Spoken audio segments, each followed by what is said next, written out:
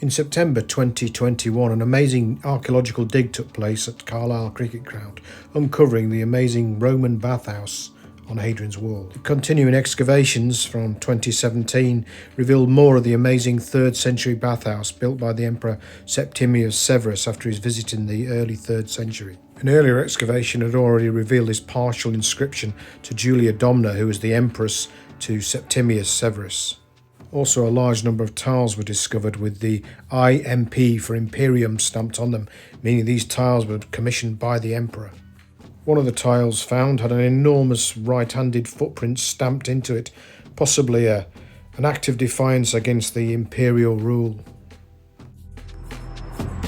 So it was back in December 22 that Wardle Armstrong Archaeology and a very dedicated team of hardy excavators returned to the site to once again open up the area and see what else they could discover about the Roman bathhouse.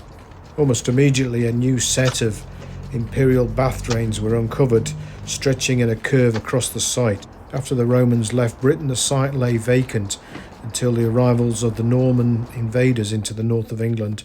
From that time on, the bathhouse was used as a ready-made quarry for stone.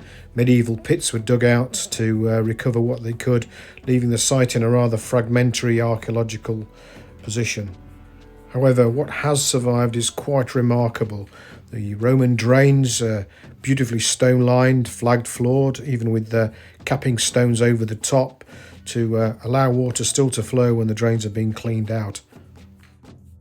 You can see the test pits have been dug along the course of the drain to trace its path, and then it'll be recorded onto the archaeological plans.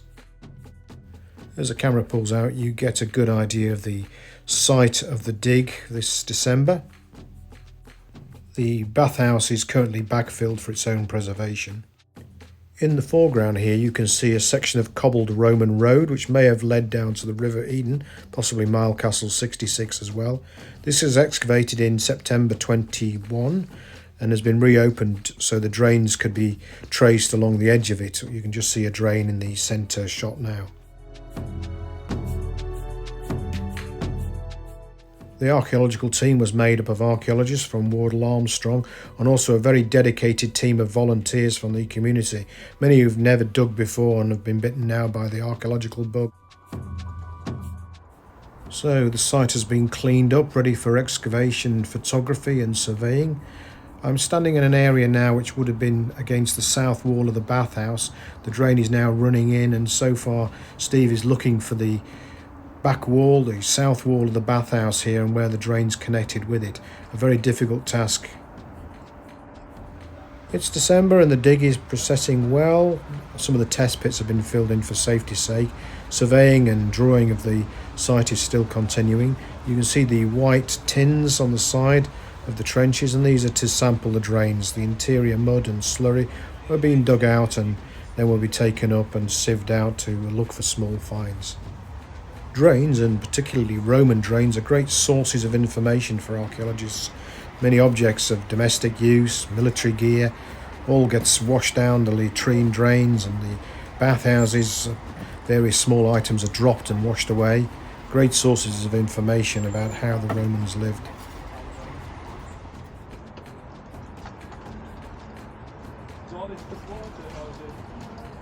From the infill of the drains we can sift through and we can find out who was using the baths, whether it was purely military use or mainly used by the civilian population, possibly men and women bathing together. We get all sorts of finds, from rich Samian pottery to bone needles coming out of the drains, this one particularly well preserved.